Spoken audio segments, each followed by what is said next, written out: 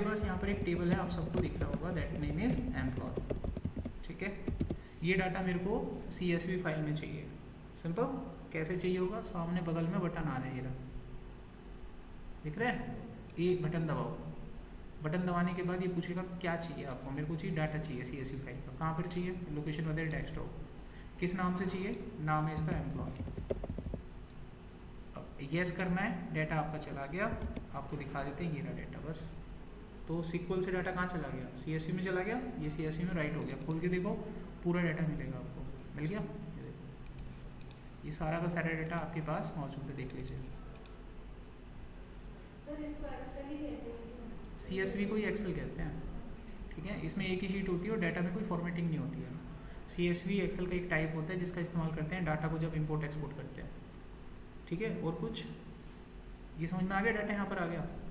आपको पता नहीं चलेगा कब पैरों के नीचे से ज़मीन जाएगी, इसलिए टाइम ले रहा हूँ मैं, एक्सेप्ट करते जाओ, क्योंकि आपको थोड़ी देर के बाद ये भी साइन करना है, एक्सेल खत्म, ये SQL खत्म हो गया, झटका लगेगा फिर। अब देखते जाओ, मुझे नहीं पता, कोर्स खत्म हो जाएगा तो खत्म हो जाएगा, ये कह रहा हूँ मैं। जब कंटेंट खत्म हो जाएगा तो मैं क्या करूँगा, बातें करूँ? कितनी बार तो पूछ रहा हूँ, डाउट है तो डाउट पूछ लो, नहीं पूछ रहा आप लोगों से, हिला हिला के पूछ लो, भैया हिल जाओ, पूछ लो, कुछ पूछना है तो।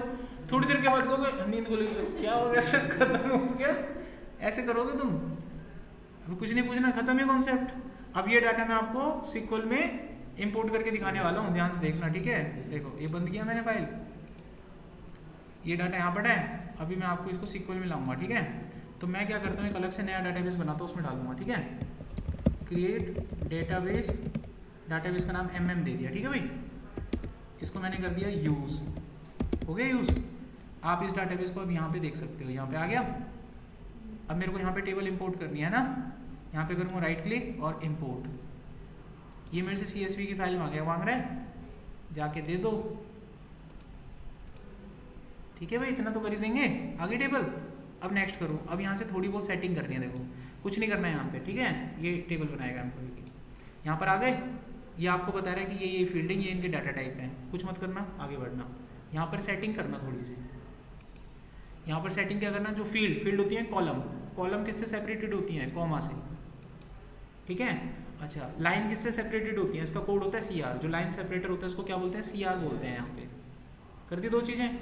अब नेक्स्ट करो, फिनिश करो, कुछ मत देखो, बस फिनिश जितना आ रहा है। ठीक है, हो गया, आपका डाटा इसमें आ जाएगा। कहोगे सर दिख तो रहा नहीं है, हमें भी नहीं दिखता, बंद करके दिखता है ये, नहीं बंद करके, अरे नहीं कुछ नहीं आता नहीं, बंद कर रहा हूँ, दोबारा चलाऊँगा, आ जाएगा। मैं दोबारा से इसको चलाता हूँ, दोबारा चलाया हमने इसको। अब डाटाबेस में जाके चेक कर देंगे हम उसको। ठीक है, कौन सा डाटाबेस था वो, MM। इसमें मैंने टेबल बनाई थी, डायरेक्ट टेबल से ही खोलूंगा। देखो पहले दिखा दूंगा आपको, शो टेबल्स, देखो एम्प्लॉय के दर्शन हो जाएंगे, हो गए। अब डेटा की भी देख लो, तो इंपोर्ट एक्सपोर्ट सीख गए।